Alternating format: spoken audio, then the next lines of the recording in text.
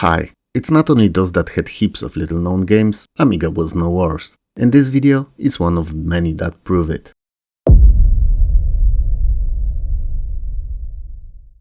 Oh my god, no, not again, come on. Once again, scientists have done it. They thought of something, imagined something grandiose and then botched it epically, and we've ended up with a huge problem on our hands. This time, Fast Track's laboratories were performing the trans-universal portal experiments, as you do. And naturally, either someone spilled coffee somewhere, or a wrong combination of parameters was entered, or whatever, and it all ended up in catastrophic failure. The portal had been successfully opened, but not to where it was planned, and all manner of monstrosities started pouring out of it. And soon, if we don't stop it, the world will be overrun by them. Now, fortunately, whomever designed the 64 floors strong building was a terrible, awful, despicable architect. And the building is a literal maze of rooms and corridors, and the creatures haven't figured out the way out of it yet. All of the world's best and deadliest warriors met up, you naturally included, and played rock, paper, scissors to decide who'll deal with the situation this time. And yep, somehow, hard to tell how, everyone picked scissors when you banked on paper. So now you must find the controller chip inside in order to close the portal and kill any and all creatures that you come across on your way. Cyberblast, for all intents and purposes, is gauntlet but sci-fi. To complete the level you'll need to find 5 crystals scattered around it and get to and through the exit, in that particular order and in given time limit. Before each level, you can pick one of the 2 characters to play as, and they have unique abilities and limitations, which makes them more or less suitable for a particular stage. Cyberblast's presentation is rather nice, even if nothing spectacular for 1992, but the gameplay is all there and fun, especially if you enjoyed original Gauntlet. But if you look for something more than that, with some extra add-ons and features, better look somewhere else. Cause Cyberblast, while pretty good, does not innovate too much.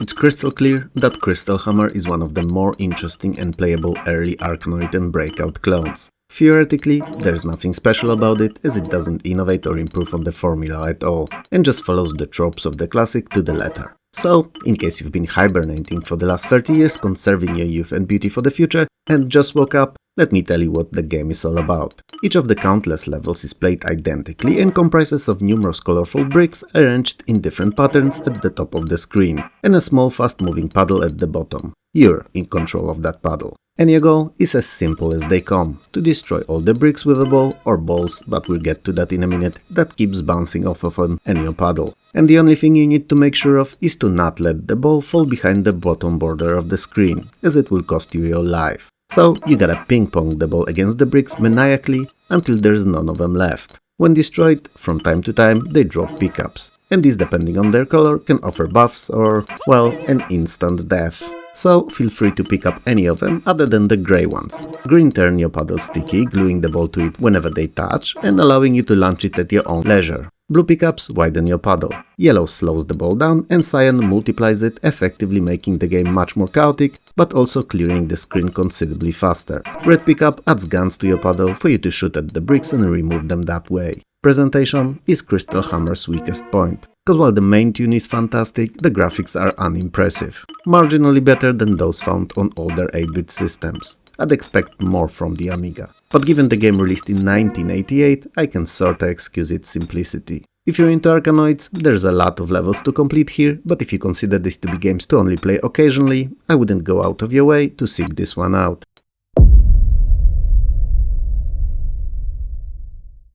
Cygnus 8 is an unofficial remake and an updated version of C64's original Space Trader, and I'm sure that the title of its predecessor can tell you much more what it is than something like Cygnus 8 does. Cygnus 8 sounds more like a mark of a model of an e-cigarette or a budget headphones manufacturer from AliExpress. Anyway, the gameplay idea of Cygnus 8 is rather straightforward: to get as much money as possible and become rich, pun intended, and all that by trading various different commodities in space. So you aim to construct a large-scale empire trading across numerous planets. Sounds interesting? It's not that bad actually, especially that Cygnus 8 features few things trading games rarely do, namely your character's life outside of his/her career, so you need to sleep and eat and partake in many different activities on planets that you visit.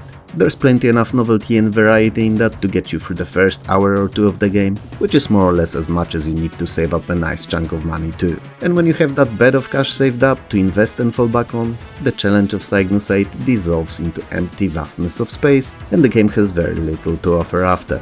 It's not a bad title, don't get me wrong, but the extra activities don't do enough to make up for a rather flat and simple money-making mechanics. It's a decent game for a few hours and a full playthrough every few years or so, but hardly something you'll be coming back to often.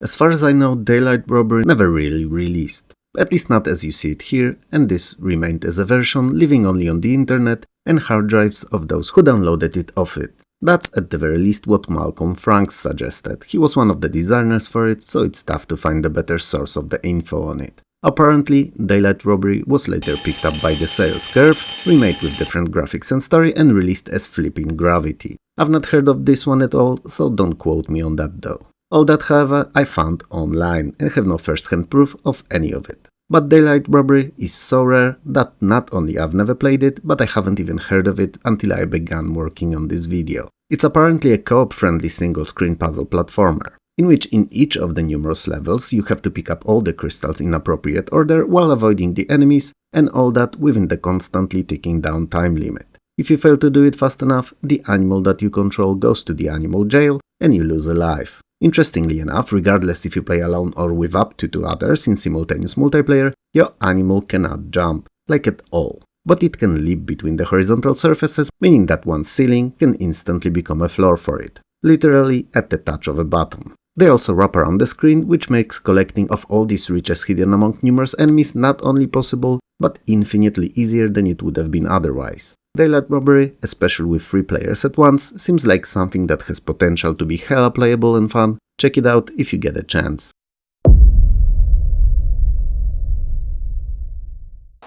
Death Trap is very true to its title. Yep, it's so difficult in fact that not only completing it, but getting through the first 2-3 levels is incredibly challenging and unlikely for a Sunday gamer, or someone more versed in other genres than action platformers. The enemies are aplenty and often come from least expected direction, and if you're not someone well equipped to deal with them, the adventure that you're on will be a short and disappointing one. Anyway, eons ago, great mage Shankiria, whose name sounds suspiciously like a male version of Shakira, was a protector of the land and used his magic to keep it in eternal peace and bliss, all the while collecting all the magical scrolls that he could find to have the arsenal of spells capable of protecting the kingdom from any and all dangers. Or so we thought, cause as soon as he got them all, like Pokémons, he did the 180 and in one sweep wave of his wand disappeared into his dungeon forever, hiding deep within it. The land was left with no help and no magic to protect it, quickly befell to all sorts of monsters that now roam and pillage it at their leisure. No warriors, fighters or adventurers are strong enough to bring peace back to the kingdom, and there's seemingly only one sure way of doing so, recovering the spells from Shankiria's dungeon. Dungeon that after years past has been renamed to Death Trap. Countless braves failed trying, and the hope has been weakening by the day. Enter you, a super tough, super fast and rather bright warrior. Well, handsome too, but given that you take regular buffs and change clothes, which is not a given in medieval magical kingdoms, standing out in a crowd of sweaty and dirty muscle men and women was not that difficult really. Anyway, you will enter the dungeon, recover the scrolls and save the lands. Or not, cause like I said initially, Death Trap is precisely that. Also, an always scrolling action-adventure platformer not unlike better known from consoles Castlevania games. While initially you're armed with just a club and your good looks, I mean, just look at those pixels. How handsome are you? In time, searching through the chests, you'll find power-ups for your weapon and even several offensive and defensive spells, which funny enough rely on 3-colored mana. Manas. I really don't know what's plural for mana. It's an interesting mechanic and one that's not often seen, and other thing for you to manage on your quest. Death Trap could be a great game, featuring large and interesting levels, tons upon tons of unique enemies and fun bosses to beat. But its unfair difficulty makes it a chore to play. So, unless you're an avid Souls-like lover or a platforming genius, I'd recommend trying it out, but not having too high hopes for it.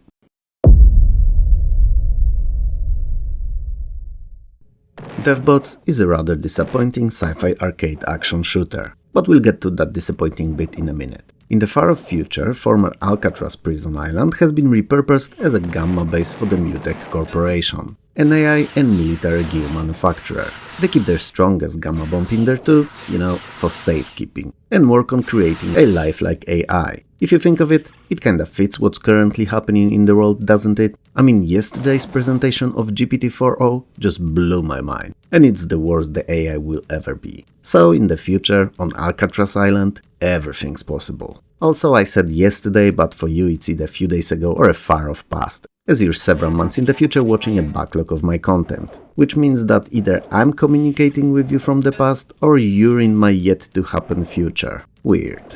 Don't know what to think of you now. Just a couple of games ago you were a warrior, a hero, and now a time traveler? I don't know, man. Anyway, so the Mutec Corp is working on their AI, like giving that work their best, employing their strongest minds and best algorithms, using most powerful systems and, generally speaking, trying to achieve what no one's been able before. And you know what? They kinda succeeded. Kinda, cause as soon as their new AI awakened, it took control of the Gamma Base Fortress, its computer systems, and threatened the world. So you, the warrior, the time traveler, and that aforementioned hero head into the maze that the Alcatraz is to find the bomb and defuse it. The game is composed out of 8 rather large levels filled with different bots protecting the fortress and weapons scattered around it that you can use to dispose of them. There's also quite a lot of environmental puzzling involved, mainly focused on finding your way around and using passageways and teleports in the correct order to complete all stages. Each of them ends with a huge Deathbot boss fight too. To me, Deathbots feels like a clunky, slow-moving and generally speaking disappointing sci-fi clone of Gauntlet,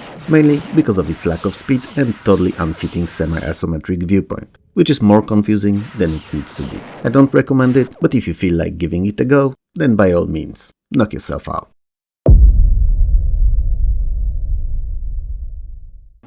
It's funny how in one video we've had 2 Gauntlet-like games, one good and one not so much, especially cause now we have a second Arkanoid-like title. First was good, and I'm pretty sure you know where I'm going with this now. Yep, Detonator is not great. It's not broken in any way, mind you, it's just not as good as you'd expect it to be. So, to not repeat myself within one video, let's summarize its Arkanoid formula in one sentence. There are bricks on top of the screen, arranged in patterns, and paddle at the bottom that bounces the ball, aiming for the bricks to destroy them and clear the screen. Done. Nice. There's 50 of these different screens in the game, and mechanically they're all identical, only changing in the bricks layout.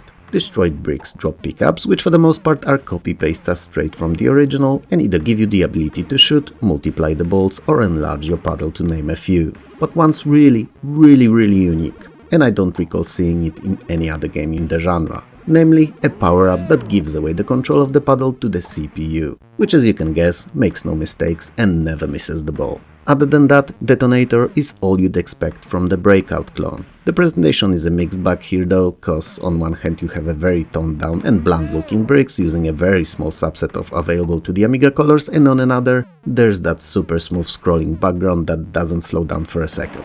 It's a very neat graphical effect that's, while impressive for 1987, is also incredibly distracting while playing, and serves only as something to get annoyed at. If you like Arkanoids, try it out, but if you're not big on them, this one's definitely an easy skip.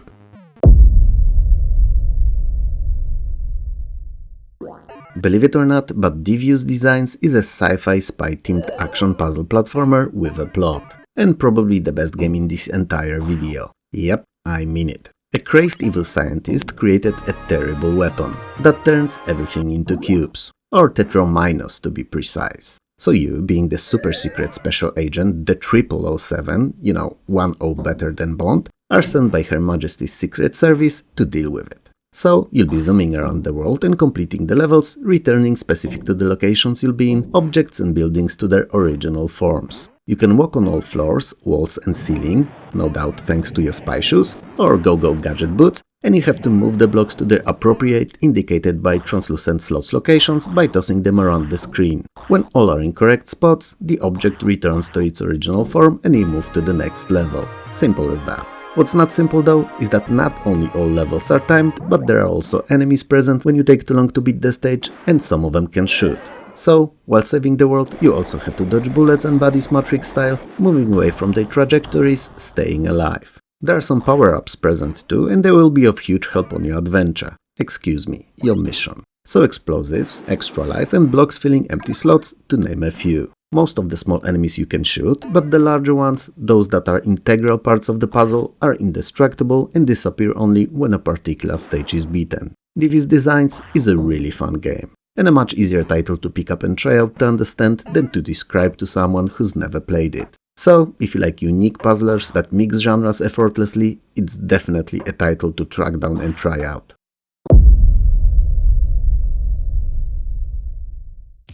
Dino Wars is an unusual mixture. It's part chess, part Archon, part primal rage and part disappointment. Not great in any of the parts, but can be fun for a game or two when played in multiplayer. Alone, it's not fun at all. It is played on a rectangle 10x9 board, depicting a prehistoric themed map, often with obstacles or bridges over the lakes of lava and the likes. And identical dinosaurs placed on both sides of the board, one side for each player. They are effectively mirrored reflections of one another and both have an egg in the middle of their back row. The idea here is simple: to grab the enemy's egg and bring it back to the edge side of your half of the screen. And since you can only move it one square at a time, you need your dino to do it, and it can take time. Especially that the opposing dinosaurs will no doubt try to stop you. Each of the players can move one of them per turn, and when two opposing dinosaurs meet on a single square, the game switches into a simplified budget version of Primal Rage, and the creatures battle it out versus fighter style. Interesting idea, all of it perhaps, but not only lacks in polish, but also features. Archon required you to hold few points on the map at once to win, which required a bit of strategic brain gymnastics, and was more fun because of that, as you had to focus on few parts of the board, and the fights were very dynamic and span whole screens. In Dino Wars, you fight it out like in Primal Rage, short of special attacks and speed of gameplay. It's slow, boring and comes down to what feels like luck a lot of time. In multiplayer though, not only you'll placed against a more intelligent than CPU opponent, well, most of the time I suppose, but you're also both playing under same set of rules and mechanics, and the fights are equally as unpleasant to take part in for both of you, so it's more fair. Probably the best thing about Dino Wars are the background infos about all the dinos included. Which is terrible, if you think about it, cause however you wanna look at it, if the best thing about the game are the walls of text, it means that something went really wrong along the way.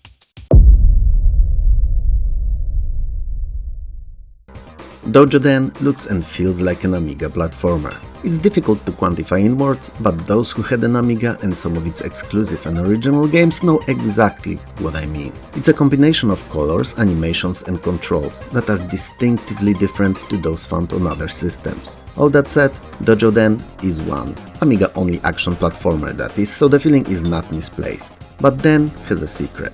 I mean, he probably has more, but I know of only one. Wanna know what it is? Well, it has some very basic, but necessary for completion RPG elements, namely character progression. You start the game rather weak, lacking resistance and with just one energy pot, but as you progress through it, exploring the levels and defeating bosses, all of these are expanded upon. In fact, Dojo Dan is a game that rewards exploration and looking into every nook and cranny a lot.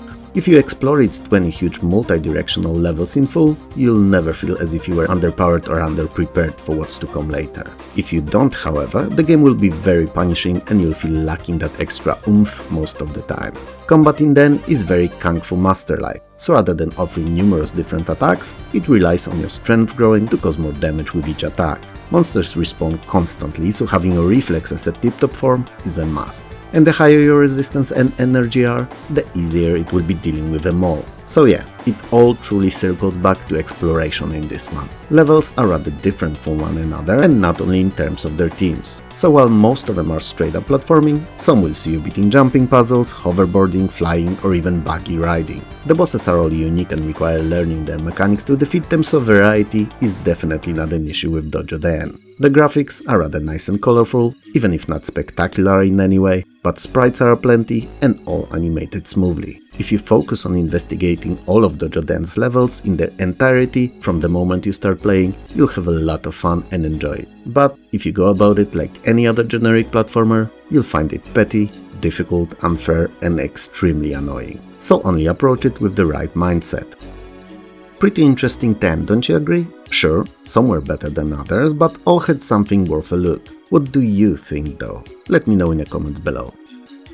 If you like the video, hit those like and subscribe buttons below. Smash them if you have to, it helps more than you could ever know. Also, I would like to thank you and all my amazing Patreon and YouTube members for helping this channel keep going. And last but definitely not least, I would like to thank all the wonderful folks who record and upload playthroughs, let's plays and other retro-centric videos here on YouTube, because they help to preserve the games that would have otherwise been long forgotten. So thank you.